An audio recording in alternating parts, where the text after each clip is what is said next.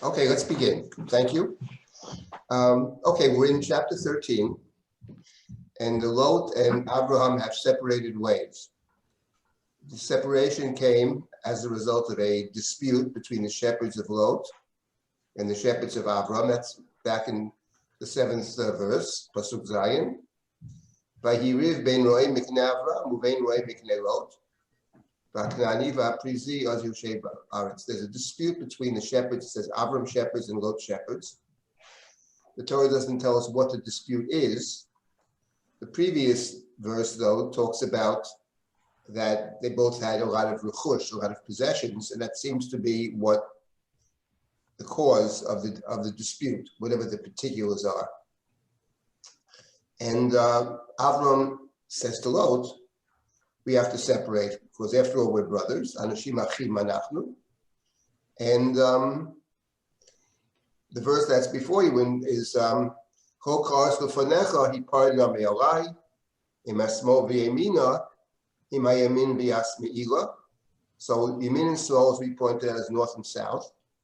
So Avram says to Lot, you choose which direction to go, and I'll go in the opposite direction. He gives Lot the choice.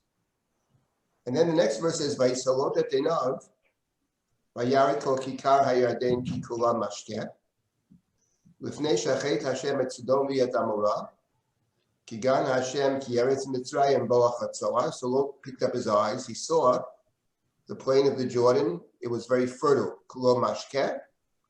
The Torah adds, this is before God destroyed Sodom and Amorah. It was like the garden of God, like the land of Egypt. That's the comparison the Torah makes. And it says, Vayivchal Lot Eiko Kikar Hayarden Vayisalot Mi Kedem Vayipardu Ish Me'alachiv. So Lot chooses the plain of the Jordan, and one separated from his brother. Avram Yashav B'Eretz Canaan. Avram dwelt in the land of Canaan. Lot Yashav B'Arei Kikar Vayahalat Sodom. And Lot dwelt in the cities of the plain. He pitched his tents up to, perhaps near, might be right, Sodom. And the Torah adds, V'anshe Sodom ra'im v'chatoim l'Hashem ma'od. The people of Sodom were exceedingly wicked, very wicked. So let's just pause for a moment and think about Lot. Now, the truth is that we saw it already in chapter 12, that he accompanies Avram on the journey. He's singled out in one verse in chapter 12. It is interesting to note that Rashi in general does not like Lot. Rashi consistently has negative things to say about Lot. When you read the Chumash, I think one might come to a different conclusion. What is driving Rashi, perhaps, is the following. The medrash that we saw earlier. I'm not hearing anything. The medrash that we saw earlier is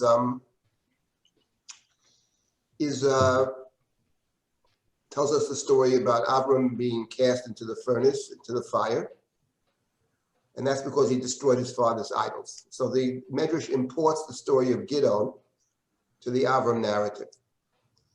Now, in that story, in that Medrash, among other things, it also picks up on the verse at the end of chapter 11 that says that there were three brothers. There's Avram, there's Nachar, and Haran. Vayamad Haran al pnei terech aviv, and Haran died al pnei terech aviv. One might translate during the lifetime of or before, while his father was still alive. B'eretz moladato b'Ur Kasdim, the place of his birth in Ur Kasdim.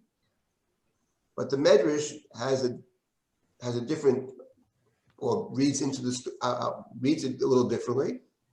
The Medrash says al pnei, not just during the lifetime of his father Terach, but on account of.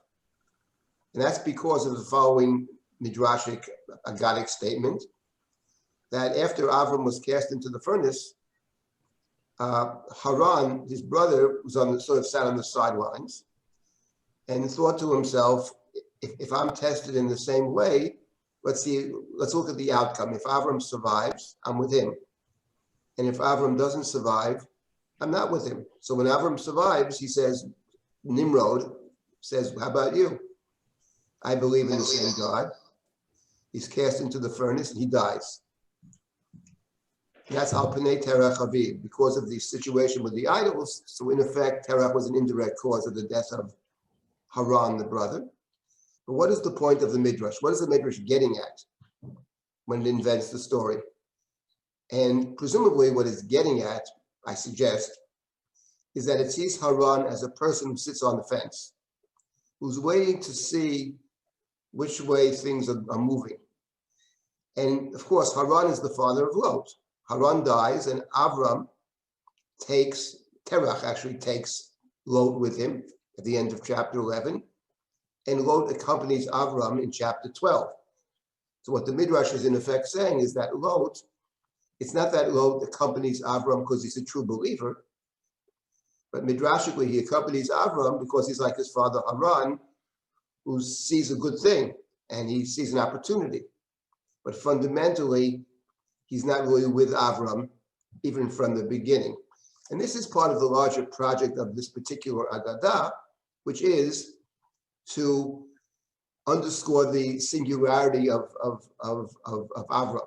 That is to say, when you read the Torah, one gets the impression that Terach is the one who actually made the first step towards the land of Canaan without being commanded. He heads towards Canaan from Ur Kasdim, but for whatever reason, he stops in Haran where he dies. And Avram is then commanded to pick up Terach's journey and to continue, which is why the Torah does not say Eila Toldot Avram. It says Eila Toldot Terach. That's certainly a valid way to read the Chumash, but the rabbinic tradition, or at least a tradition, is interested in underscoring the specialness of Avram, so it imports this Agadah. But the truth is, when you read the Chumash, one could come to a quite different conclusion. That's Rashi. Rashi has Lot as someone, he was never a true believer from the very beginning. Leaving Rashi aside, in terms of the Chumash itself, I would say the following, that Lot, whatever his initial intentions may have been, but Lot goes with Avram, Vayeloch ito Lot, in the very beginning. And interesting, like Terach not having been commanded to go, but he goes with Avram.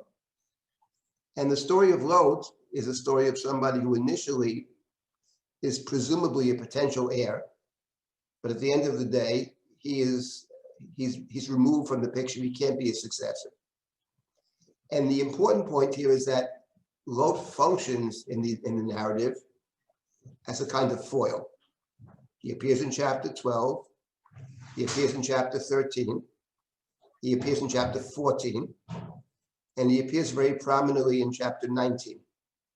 So Lot is one of the main characters of the story, and his function is to act as a foil. And when I say a foil, the point over here, perhaps there are different kinds of foils. There's sometimes a foil who is precisely the opposite in every which way. Uriah Hachiti is a foil for David, King David. He's the noble soldier who thinks about the war, his responsibilities, doesn't want any personal pleasure when his fellow comrades are in the field, or you're the light of God, as opposed to David who acts in stealth, baseter. With Lot, it's an interesting foil because from one perspective, they're very similar. And what's interesting is Lot's a more complex foil, I would say, because they're similar in many ways. And the similarities, of course, is an invitation to see the distinctions. So, for example, let's say in the verse that we read before, Lot chooses to go in verse number, can't see the numbers over here, but the verse, Lot, Avram says to Lot, he parted me a lie. If you go north, I'll go south, and vice versa. And Lot lifts up his eyes, and Lot picks up his eyes and he sees the plain of the Jordan. And it says in the next verse that Lot decides to go. Lot goes, Lot journeys to the east. So the point here is that Avram is the one who initiates the split, the separation, but Avram says north and south. North and south are within the land of Canaan. East means outside, east of Eden. When you go east, you leave. So Lot chooses to leave. Avram initiates the separation, but Lot is choosing to leave. And the place he chooses to leave is the plain of the Jordan. He pitches his tent up to Sodom, but in the next chapter it says, V'lot Yoshev B'Sodom. Lot is living in Sodom in chapter 14. So he moves from near Sodom, before Sodom, to in Sodom. And what do we know about Sodom? So the Torah here in chapter 13 says something about Sodom. Notice that next verse, Avram Yashav B'Eretz Canaan. Avram dwelt in the land of Canaan. Below Yashav B'Arei Kikar Ve'Yahal Ad Sodom. And so the Chumash here seems to be suggesting in this verse that it wants us, the reader, in verse number 12, to see Sodom as not being in the land of Canaan. Avram dwelt in the land of Canaan. There, the verb is the verb of disjunction. But Lot dwelt in the plains, in the cities of the plain, up to Sodom. Now, what do we know about Sodom? So first of all, we know Sodom in this verse seems to be outside the land. It's very unclear in the Bible whether Sodom is inside the land or outside the land, but in this verse, it sounds like it's in contrast to Eretz Canaan. And the Torah says earlier that in verse number 10, that Lot lifted up his eyes, he saw the plain of the Jordan, Kula Mashkeh, was very fertile. This was before God destroyed Sodom and Amorah. And then the Torah says, Kigan Hashem ki Eretz Mitzrayim, Balachad Soah. The Torah compares it to two places, the second of which is the land of Egypt. So in other words, what the Torah is saying is that Lot choosing to go to Sodom is in effect choosing to go to Egypt. He sees the fertility. He sees the fertility of Mitzrayim, not the geographic Mitzrayim, but conceptually it's Mitzrayim. He chooses to go there. Sodom equals Mitzrayim in the verse. And very interestingly, it also equals Gan Hashem, the garden of God, which presumably the garden of God that we know of in the book of Genesis, of course, is the Garden of Eden. So the Torah is comparing here the Garden of Eden to the land of Egypt, which is interesting. Somehow the Garden of Eden has become the land of Egypt. The Garden of Eden is the place where you have everything. And the land of Egypt is always water because there's the Nile. So there's no. So my point here is that we're leaving the Garden of Eden out for now, which is very interesting. But what Lot is doing then in chapter 13 is what Avram does in chapter 12. There's a problem with the famine in chapter 12. Avram chooses to go to Mitzrayim. There's a need to move someplace in chapter 13, and Lot chooses to go to the land which is like Mitzrayim. So what Lot is doing, he's following what his Rabbi did. He's following Avram, one might say. So the question then becomes, given the fact that they're doing similar things, what is the difference between Avram choosing to go to Mitzrayim and Lot choosing to go to Mitzrayim, in effect, which is what he's doing? What is the difference between those two choices? So here I would say two things. First of all, there's one difference in that in chapter 12, when Avram goes to Mitzrayim, the Torah said, as you recall, Vayered Avram Mitzrayim lagur sham ki chavei hara'av ba'aretz. Avram went to lagur sham. Now the word lagur in biblical Hebrew, certainly in the book of Bereshit, means to dwell there temporarily, to sojourn there temporarily, a ger. Is a person who's not necessarily there on a steady basis, doesn't plan to be there for a long time. But lagur means temporarily. And the Torah says, when the famine abates, Avram plans to return. He doesn't go there to live. Whereas when it comes to Lot, here the Torah has a different word. Avram yashav b'eretz Canaan, Avram yashav, dwelt. Yashevet means in a permanent sense. Lot yashav b'arei kikar. So Lot is not choosing to go there temporarily. Lot is choosing to go there permanently. That's the first important distinction, because in effect, Avram will leave Mitzrayim. He'll be deported, but he leaves Mitzrayim, he goes back to the same place that he left from, between Beit El and Ai. Lot, in effect, will never fully leave Sodom. He will leave Sodom in chapter 19, but not really fully leave. We'll get there hopefully someday. That's one distinction. But the other difference between the two stories is actually very interesting, because in the case of Avram going to Mitzrayim, he goes there knowing what Mitzrayim is. He says to his wife, it's a bad place. If they think I'm married to you, they'll kill me and they'll kidnap you. Say therefore you are my sister. However, when you read chapter 13, Lot choosing to go to Sodom, there is no implication, I think, in chapter 13 that Lot knows that the people of Sodom are very wicked. We, the reader, are told this in verse number 13, that Anshe Sodom Ra'im v'chatoim Hashem ma'od, but it's not necessarily the case that Lot knows that at all. He knows only one thing, Kula Mashkeh. He sees it as a fertile place.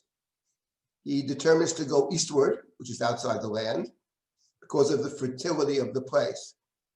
But we're not told that he actually knows that the place is inhabited by wicked people. So what do we make of that distinction? So on one hand, one could say that it speaks better for Lot than it does for Avram, because he may think it's a nice paradise, nice place. Okay, it's outside the land, but Kula Mashke, that's the choice that he makes. It's very fertile. But one, of course, can make quite the opposite argument, which is what I would advance. And actually, that in the case of Avram, the point is, it's true he made a choice. And the Ramban, I happen to agree with this, thinks that he made a bad choice. And I explained in the earlier session why I think it, particularly the Chumash represents it as a bad choice, but it's a choice. And when people that make bad choices could also make good choices. But in the case of Lot, it's not actually a choice. Maybe he doesn't know, but he also doesn't try to find out. He's guided only by mashke. He's guided by the kula mashke, by the economic opportunity, but he doesn't take into account the possibility that in leaving the land, which in fact he's doing, he may end up living in a place inhabited by very bad people. So what's interesting is that the two stories are parallel stories in a sense. We made some distinctions over here, but they're parallel stories. And therefore, as we read through the Avram narrative, we're thinking about Lot in contradistinction to Abraham. And the fact is that the Avram narrative, in effect, has two foils. There are two main foils in the Avram narrative. They're both very interesting. One is Lot, and the other foil, who will appear in twice, all the Avram stories are doubled. So he appears twice. That's Avimelech, the king of the Philistines, who appears both in chapter 20 and chapter 21. He also was a foil. By that I mean, on one hand, Abraham and Avimelech have a lot in common. On the other hand, there are important differences between them. And specifically, I would say, the fact that they're parallel characters will accentuate and sharpen the difference between them. Avram will move away from Avimelech in the narrative. Of course, Avimelech remains the same person. So those are the two main foils in the Abraham narrative. I will say, without getting into it now, which is that the story of Lot as a foil to Abraham and the story of Avimelech as a foil to Abraham, they figure prominently in two books of the canon. Lot as the foil to Abraham, of course, figures prominently in the book of Ruth, Megillat Ruth. Ruth is an Abraham character, but she's from Moab. She's a Moabite woman. She's a Moabite woman who's not a Moabite because she's an Abraham character. She's the daughter of Abraham. The kindness, the willingness to leave your place. She's fully an Abraham character, and therefore, perhaps almost by definition, she's an anti-Lot, anti-Moab character. That's the book of Ruth. The book of Ruth seizes on the Lot character of Lot as the foil of Abraham. And in presenting Ruth as an Abraham character, by definition, she's an anti-Lot character. Then we have another book of our canon, which seizes upon Avimelech as the foil to Abraham. And in presenting the main character of that book, Avimelech, or his descendants, the Philistines, become an important foil for the main character of the book. That book happens to be called the Book of Shmuel. The main character is David. And David's involvement with, interaction with, separation from, affinity for the Philistines is a central piece of the Shmuel book. And David is represented, the positive David, is an Abraham character, based on the Abraham story primarily. And of course, David's involvement with the Philistines is well documented in the book. And one of the more interesting questions in the book of Shmuel, book which has many interesting questions. So that's actually a very important point about, and very interesting, how two books of the canon use the Abraham narrative for their own purposes. Okay, but let's now continue. So now we're up to chapter 13. Lord has departed. And now let's look at chapter 13, verse number 14. First of all, let me stop here for a moment. Does anybody have any comments or questions before we continue? Yes? Yes. Why do you think they bring in Gan Eden? Why they bring in Gan Eden? They bring in Gan Eden. Why specifically over here is a good question. The point, I think, is that, I'll make a general statement about Gan Eden without getting into the specifics of it. In the introductory session, I talked about, and this will come through consistently, I talked about how one studies the Abraham narrative. And the first point I made is that it would be a very bad mistake to begin the Chumash with chapter 12 or the end of chapter 11, because that's not how the Torah starts. The Torah starts with creation stories. The Abraham narrative, the patriarchal narrative, is embedded in the larger creation story. And the significance of that, among other things, is the following: that the story of the creation story has humanity being banished from the sacred space, the Garden of Eden. And what happens after that is there is a search for a kind of alternative to the Garden of Eden. The alternative to the Garden of Eden, perhaps there are two alternatives. One is the land of Canaan, and the other is within the land of Canaan, the sacred place within. The point is that after expulsion from the Garden of Eden becomes something different. It becomes a place that actually not just we can't re-enter because physically we can't, because it's blocked, because the flaming sword blocks re-entry, but it's actually inappropriate to re-enter. Because the Garden of Eden is not for people who can make choices.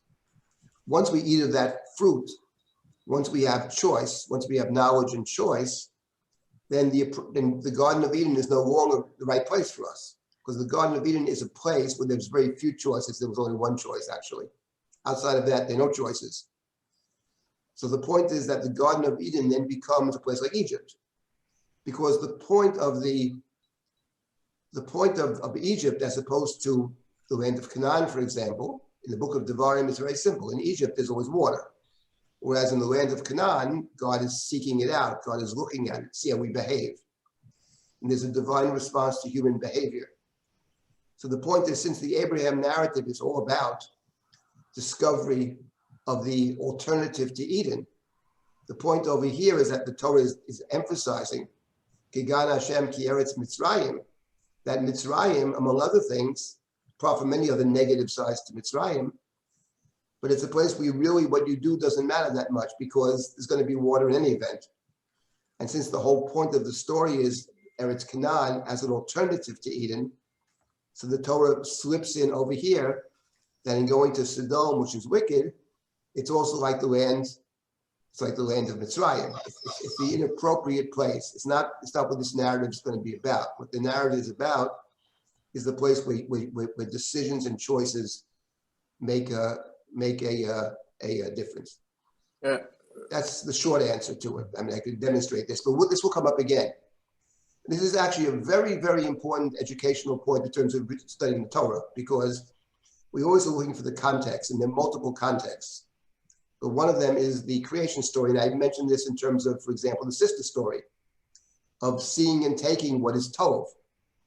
And suddenly that casts a different light on Avram saying to Sarah, it makes him a kind of accomplice to the crime, which is how Sarah sees it in any event. Okay, anybody else? Yes. Could I ask a question also? Of course. I was, especially once you mentioned about choice, I was thinking this before you mentioned that, something about Lot possibly being a character who doesn't make a lot of choices. He seems to be, when he's with Avram, he's like Avram. When he's in Sodom, he's like Sodom. When he's with his daughters, he does what his daughters want. He seems to be a very not making choices. I think that's a very important point, and we'll get to that certainly when we come to chapter 19. He's a person who doesn't make choices, which is a very important point. And because he's a person who doesn't make choices, he's a person who has no influence. He lives in Sodom for many years. He's sitting in the gate of Sodom in chapter 19, but apparently he has no influence on anybody, not in his family, but not on the people of Sodom either. At the end of the day, he's a person with no influence because he's a person who doesn't choose. And that is very much related to what I was saying about making choices, even bad choices. I have to object to that at least slightly, because he certainly makes a choice to invite the strangers home, and it's certainly not the culture that's around him. That's true. So I would say, I would modify. So we get to 19, we will modify the point. I would say the following, but we're not in 19. But since you raised the objection, which I happen to agree with, you're saying it's more nuanced than I presented it, which is true. But I would say that Lot is a person who, on one hand, is an Abraham character. He's like Abraham in that respect, because one of the two main qualities of Abraham is inviting the outsider in. The of Chesed, everybody's welcome. The big tent, he's Av Hamon Goyim, and so to that extent, he is like Abraham. But even in the story that you cite, and it's a good point, but you see, even in that story itself, unlike these Abraham inviting the guests in chapter 18, when he invites the guests into his house, he has his wife doing the baking or whatever, and he has the nar taking care of the meat. In other words, he involves the entire house in his kindness. In the case of Lot, he operates alone, so he wasn't able to have an influence even in the good stuff that he does. He acts alone, and in fact, since you raised the point, which I totally agree with, the very name Lot itself is interesting, because what does Lot mean? The names mean something. Avram means exalted father. But what does Lot mean? What is the name Lot? Secret. Excuse me? Secret. It could be Balat is in secret. Yeah, it's probably related to that. It means, I would say, covered up. Yeah. Luta basim. Where's the sword of Goliath? Luta basim la. It's covered up. The prophet Eliyahu, Vayolet panav ba'darto. He covered up his face. So to be covered up, it's related to secret. It's to be isolated, actually, to be alone or isolated. That's what Lot means. So that's exactly the point. He does some good things, which is why he's saved from Sodom. But at the end of the day, he's also part of Sodom. But why he's is a it? person who can be influenced by others without influencing others. I have a question. Yes? I heard the question. Okay, why did he go with Abraham and to begin with? Originally, was it because he was looking for an inheritance ultimately?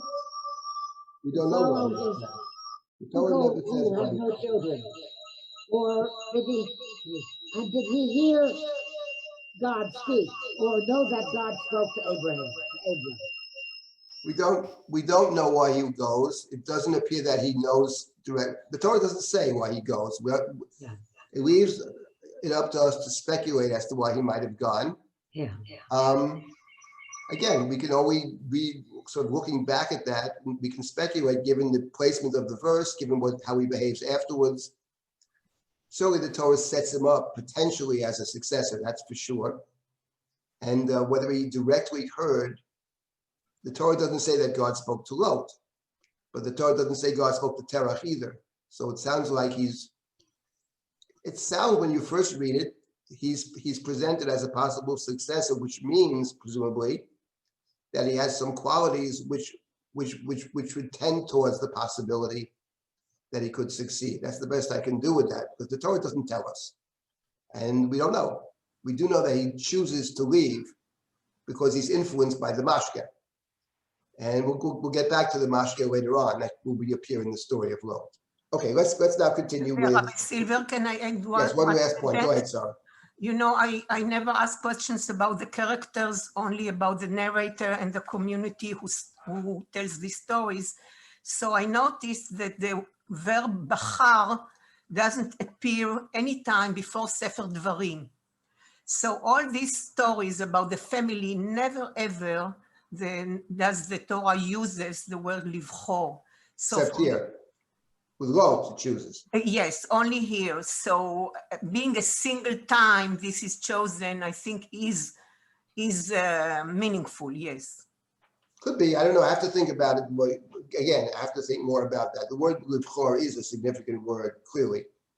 Okay, let's continue. I now. have one quick comment. Why was Lot at all considered good inviting these people in when he gave he's offering his daughters to the people? Go take my daughters. That's pretty nasty. That's So afterwards.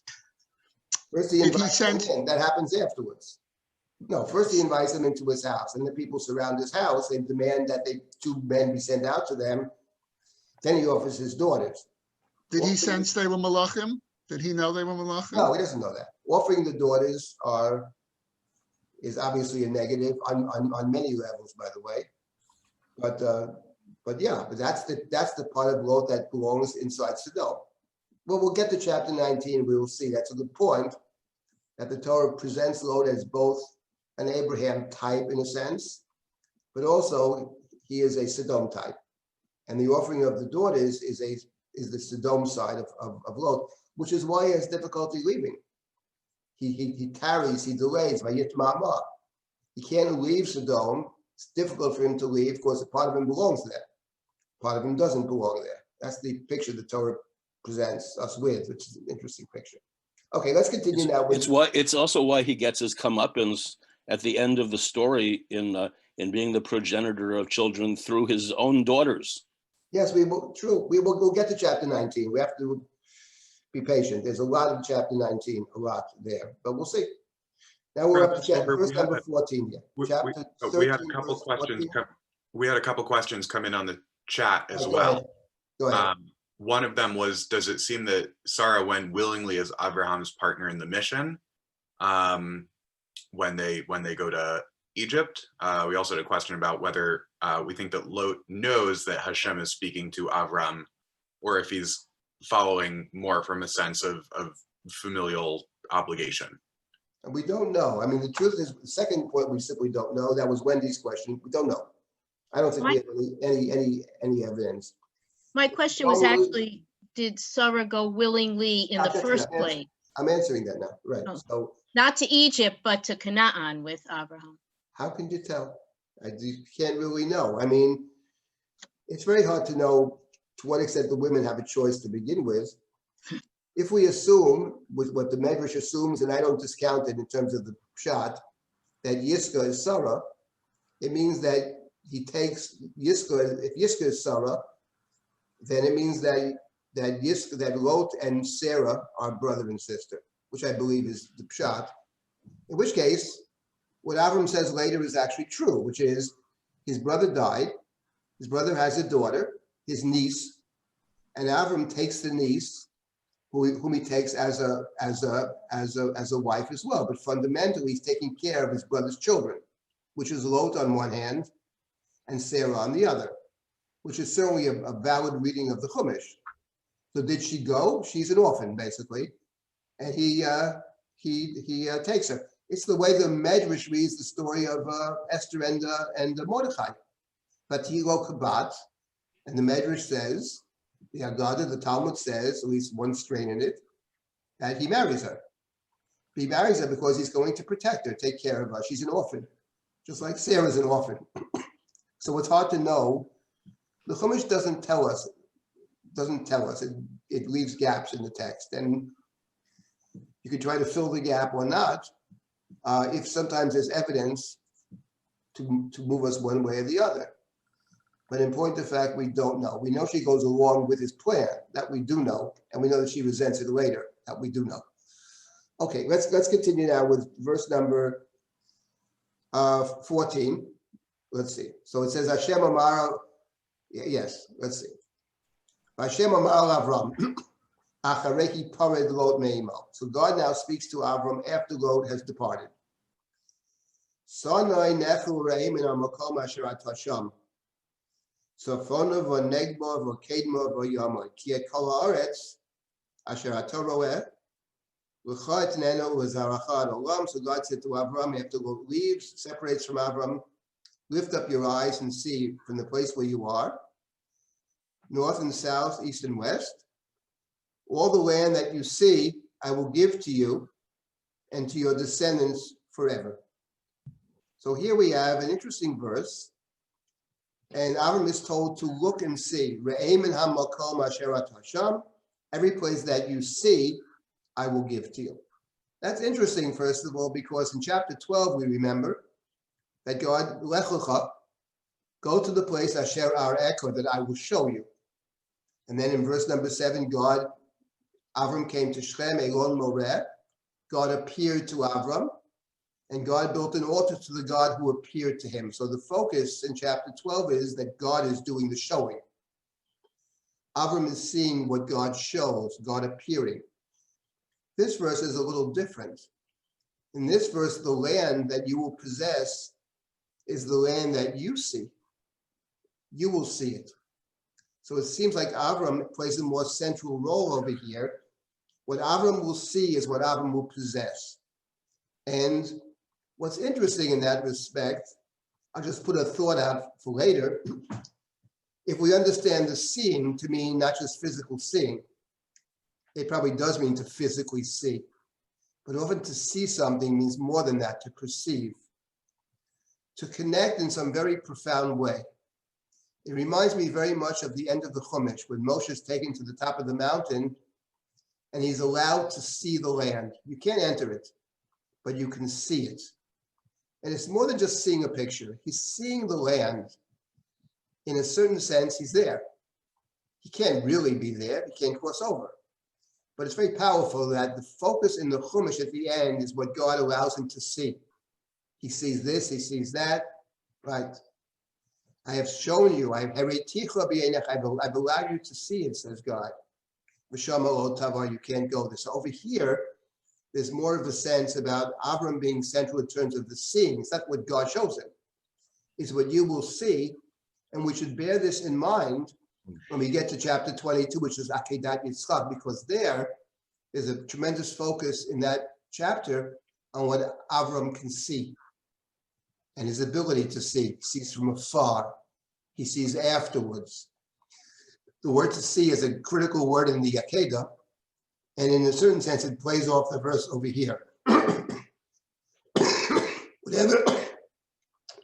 Whatever you see will be yours. It's interesting, and God instructs him to look, raise your eyes, min hamakom asher atasham, from the place that you are, and in all directions. Here there are 4 directions: north and south, east and west. Whatever you see will be yours. And what's interesting is that this verse, to see from the place where you are, and the land that you see will be yours, it reminds us of another verse, actually, later in the book of Breshit. Very, very similar verse in the book of Breshit. Let's see if we can scroll down and get this. Let's see if we can jump down here somehow. How about here? Jacob leaves the land, chapter 28, and he has a dream. In the dream, he sees a staircase or a stairway going up to heaven, angels walking up and down, and God speaks. And verse number 13 of chapter 28 V'nei Hashem nitzav alav vayomar, Hi Hashem, Elohei Avraham Avicha Be'Elohei Yitzchak, the God of Abraham and Isaac. Ha'aretz asher atah shochev aleha, l'cha etnena u'lezarecha. The land upon which you sleep, because Yaakov goes to sleep there, I will give to you and your descendants. Your descendants will be as the dust of the earth. And you will spread out to the west and the east, to the north and the south. And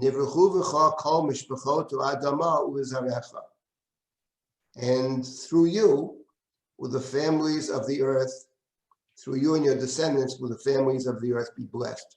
That's a verse that we encounter in the very beginning of Lech Lecha.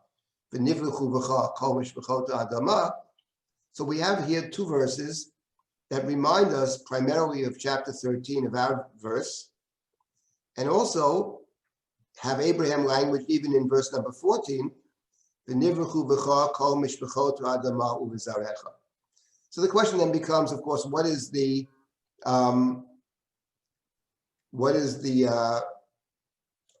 let me see if I can find a chapter 13. So what is the significance of this? What does this tell us over here? So first of all, I would ask the question in our verse, what does it mean to pick up your eyes and see, so back to verse 14 of chapter 13, Min Hamakom asher atah sham, from the place where you are. What is the significance of raise your eyes and look out from where you are? So I think it has perhaps two meanings, maybe there are more than two. One of them, from the place where you are, is underscoring the fact that the place where Avram is in fact the land of Canaan. Avram Yashav Be'eretz Canaan. Lot has left the land as defined in this chapter, and Avram remains in the land. He doesn't leave, doesn't go to the fertile place. He stays in the land. God says, from the place where you are, you stay here. And maybe you once detoured outside, but you stay here. And from this place, in contrast to Lot, the blessing will come from where you are. The blessing's not coming from the other place. It's coming from where you are. That, I think, is one significance. But I had another thought about from the place where you are, min hamakom asher atah sham. And that is, when you read this verse in light of chapter 28, when Yaakov goes to sleep and he has his dream about the angels ascending and descending, and God speaks to Yaakov. And God says to Yaakov, the place that you are sleeping is going deep to be for you and your descendants. And there's a very interesting medrash on that verse. I mean, the place where you are sleeping will be for yours and your descendants. It says later, you'll spread out north, south, east, and west. So, Yama v'kein matzafon v'negba, parallel to what we have over here. So what does it mean, the place that you are, I will give to your descendants? Keep hill. Yes, that's the medrash. The medrash is that God took all the land of Israel and folded it up and put it under Jacob's head. So you read such a medrash, you ask yourself the only important question, which is, what are they trying to say? What are they trying to teach us? Obviously, no one takes that literally. But the point is, I think it's saying something very important about min hamakom asher atah sham. Because we know that, I mentioned before about the alternative to Eden, about the sacred land, the sacred space. And that is that you can see it that there are two sacred spaces. There's the land of Canaan is a sacred space, and within the land of Canaan, there's the second Lech Lecha, Har Moriah, the Beit HaMikdash, the Mishkan, etc. But the truth is, perhaps, that fundamentally there's one sacred place, actually. The sacred place is God's place, temple, Mishkan. In the case of Yaakov, chapter 28, Yaakov wakes up from his dream and says, I've been sleeping in the holy place, the gateway to heaven. And Yaakov names the place Beit El, chapter 28. It was called Luz. Vayikra Yaakov Shem Hamakom Beit El. He called that place Beit El, and he made a vow. If you bring me back, he says, and this place shall become the house of God, Beit Elohim. That was Jacob's vow. And the point is that primarily that's the goal. The goal is to find ourselves in the holy place. The land of Canaan is holy because it's the land in which is contained the holy place, Beit El. Now, where is the place in this verse, in our verse over here, in verse number 14, where is Hamakom Asher Atasham? Where does God speak to Abraham, actually? Where do we find Abraham in chapter 13? So the Torah says where we find him. When he came back from Egypt, he went back to the same place from which he left to Egypt. And he called out again in God's name, Vayikra b'Shem Hashem. But where is that place? Says the Torah, Bein Beit El uvein ha'ai. That Abraham, his first stop was Shechem, and his stop at the end of this chapter is Hebron. But in between that, we twice find Abraham next to Beit El, if not in Beit El. Bein Beit El uvein ha'ai. So Beit El, of course, in the Jacob narrative, Beit El becomes absolutely central. That's where Jacob returns to. He returns to Beit. That's where he takes his vow. That's where he has the vision. That's where Jacob returns to. Jacob also goes to Shechem and then Beit El and then Hebron, exactly as Abraham does. Exactly the same journey. No difference. But over here, if we take it to mean the place in which Abraham cries out to God, called out to God in Beit El, in God's house. Because what is God's house? It's not the place where God speaks to humanity, and humanity calls out to God. It's Beit El. So from the place where you are, min hamakom asher atasham, from the place where you are, from this place, you see from this place. I was thinking about this actually for a different reason. I become, I guess, in my old age, sort of reflective about my own teaching and what I aspire to be as a teacher and what is, I think, special about, I think it's special about the approach. And I think it has to do with, I talked last week at the end in the political context about seeing what is essential and what is peripheral. But related to that is something else when we're studying together. And that is the way I like to interpret the biblical text is to find something which is at the center. And from that center, you move out to 100 different interesting places. It's min hamakom asher atasham. From that place, actually, it's what God said to Jacob. You are sleeping in the Holy Land. When Holy Land? You're sleeping in one place, in Beit El. No. To your descendants, I will give this land where you are now, because everything else is actually connected to, should be connected to, what is the sacred place. And the trick is to discover what is the sacred place. The trick in learning the text is what is the sacred text. By sacred, I mean, what is the essential text? What's it about, actually? And what verses are central to the text? And then you move in 100 directions. You find all kinds of connections to multiple texts with all kinds of nuances. And there's all kinds of music being played.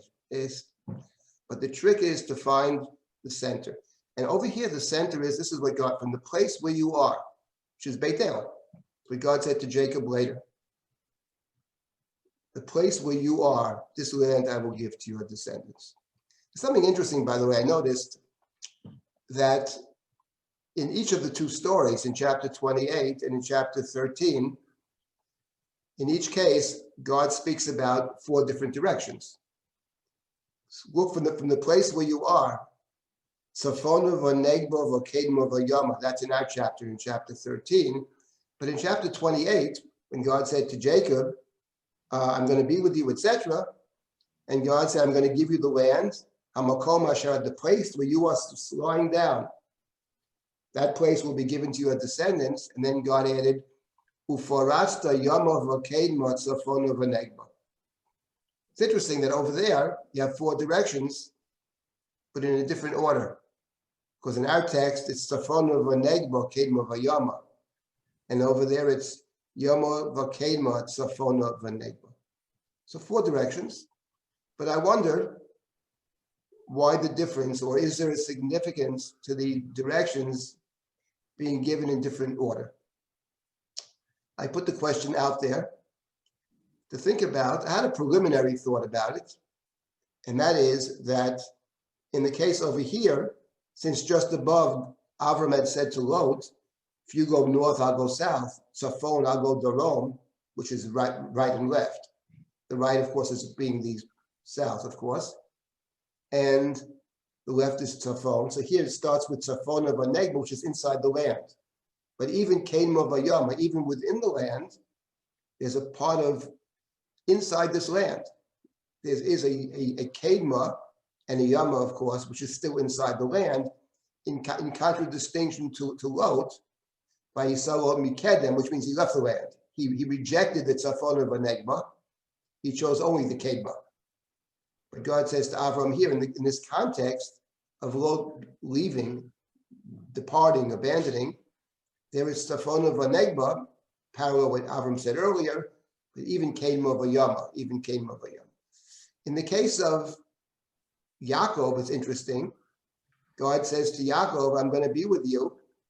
Ufarasta, Yama Vakedma, Tzafon of Anegba. There, the Yama Vakedma precedes the Tzafon of Anegba, perhaps because the story of Yaakov in chapter 28, that's preliminary to Yaakov leaving the land. Vayetze Yaakov mi Beersheva, vayelech Haran. He's up going to Haran, which is north. But the point is, before he goes, he's given a promise. He actually is able to, he's sleeping unbeknownst to himself in the holiest place, in Hamakom.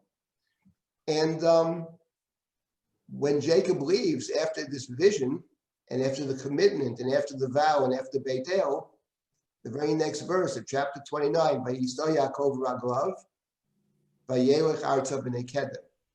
So the Torah goes out of its way to define Haran as Arza B'nei Kedem, which means outside. And there, it's interesting because Jacob faces the challenge of returning from Kedma, which he ends up doing with great difficulty at the end of the story. So I'm just wondering, thinking out loud, to what extent the ordering of these four directions is related in a way to the larger narrative, to the larger context of the story. But anyway, what's interesting for our purposes today is the parallel. And those are two parallel stories. Min Hamakom Asherat Hashem, then in chapter 13, we read in light of 28, it means from Beit El, it means from the holy place. From this place, everything else flows. The possession of the land follows from the possession of the temple. It's interesting in this respect, I should digress for 10 seconds, that in the Talmud and the medieval commentaries who speak about the sanctity of the land of Israel, the Rambam distinguished between the conquest of Joshua on one hand and the story of Ezra's return on the other. That the story of Joshua's conquest is a story about conquest, military conquest. But as the Rambam pointed out, and is obvious, the return, Ezra's return to the land, had nothing to do with conquest. The Jews weren't conquering the land. The Jews were given permission to return. But fundamentally, they were given permission to build the temple. And that the possession of the land in the second time is largely a function of the ability to build the temple. The temple becomes front and center. Whereas in the case of Yoshua, that's not so. When you read the book of Yoshua, it doesn't sound that that's fundamental. It sounds it's an important piece of it. But in the case of Ezra, it all flows from the temple. And flowing from the temple can be read into the Jacob story and into the Avram story here in chapter 13. Okay, let me just continue a little bit. So this is what God said to Avram after Lot departs. And now we have at the end of chapter 13, God again says to Avram a blessing. The descendants will be like the dust of the earth. Get to this later on. Verse 17, Avram is commanded to walk through the land, its width and its breadth, for I will give it to you. And Avram does so, and he goes to Hebron, stop number 3 on his journey, and he once again built an altar to God. What is this? What is the idea of walk through the land, I will give it to you as a possession? So here there's something interesting, and I'll conclude and then I'll take comments or questions with something that we have in the Ramban. The Ramban basically asks this question,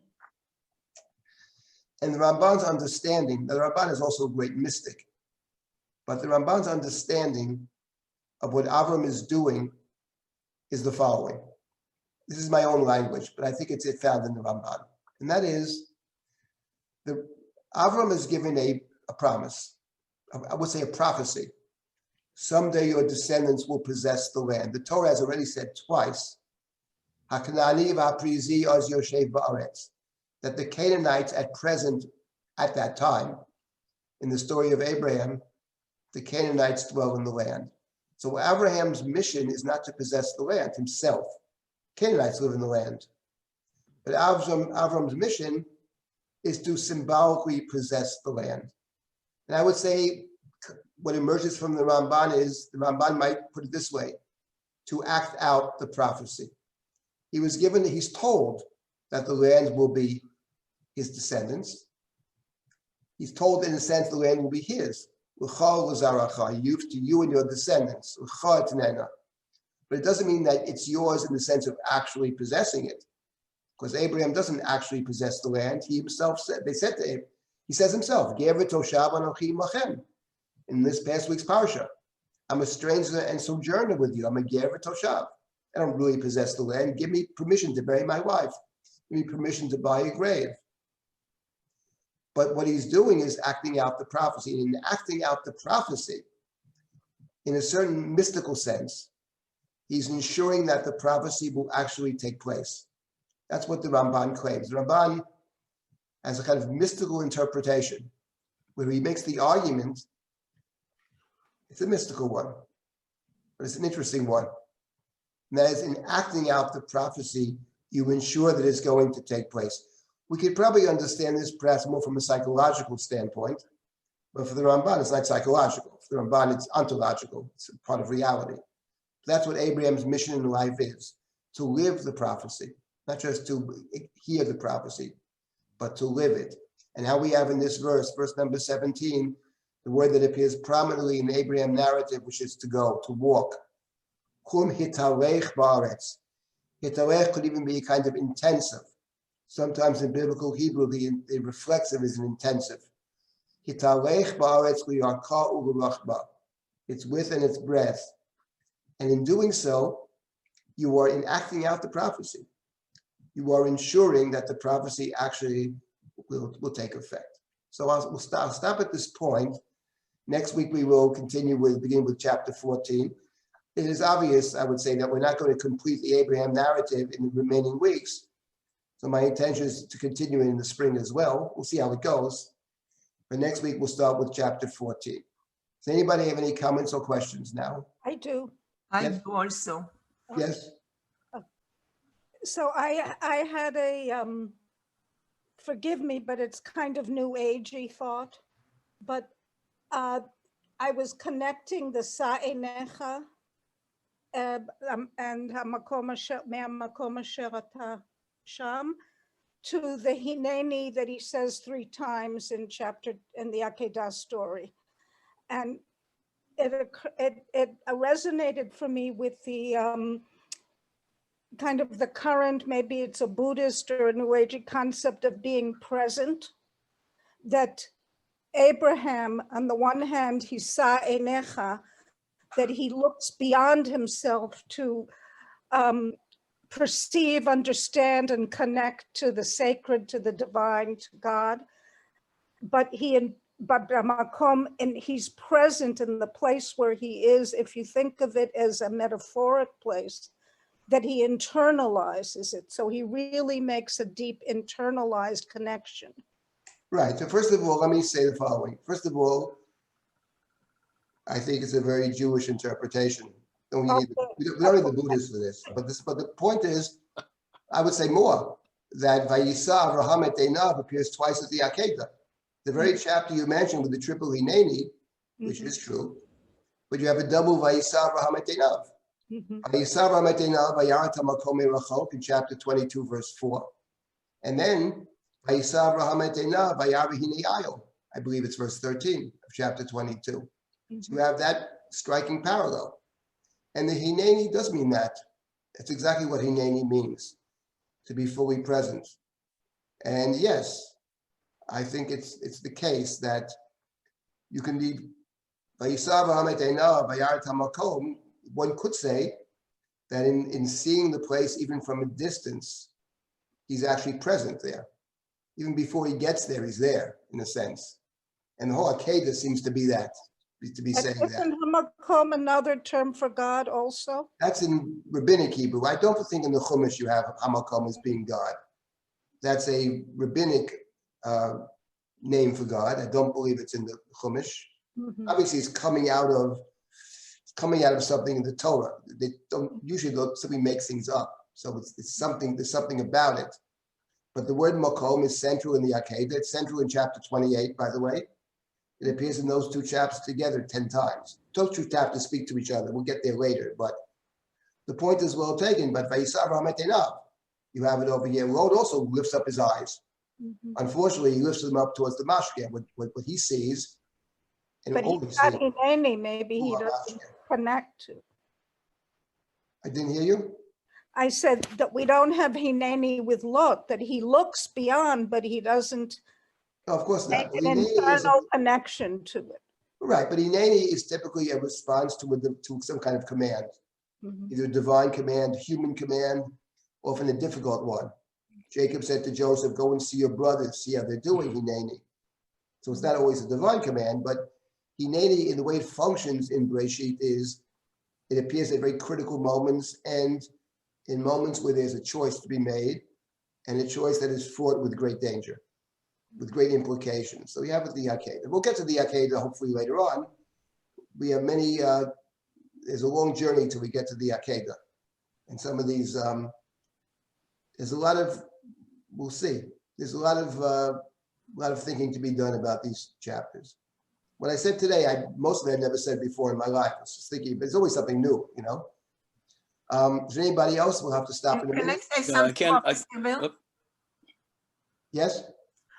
You know, it strikes me that there was a meriva, the first time we have a meriva, and we might expect Avraham to try and settle it, like negotiate, like do something positive. Yes, we would. And it's interesting that the first thing he says is, let's ניפרדנה מעליי. Yes, that's very true. But then I think we have the solution to this question, because it says, והשם אמר אל אברהם, אחרי ייפרד לוט מאמו. Meaning that in life, I think, a lesson for me, that you have to depart from things before you can hear God's, before you can be on the right way. Right. So it's not about making peace. It's about knowing when to leave things which should be left. Right. So that's what you're saying is actually Rashi. Rashi says exactly what you're saying. Rashi says that God only speaks to Avram after Lot leaves. Because Rashi, as I said in the beginning, is not a fan of Lot. There is another way to read it, by the way, which is more of a consolation. Lot is left. There's nobody here. God says, don't worry. There'll be somebody else. So that's a different way to read it. But your suggestion essentially is what Rashi is saying.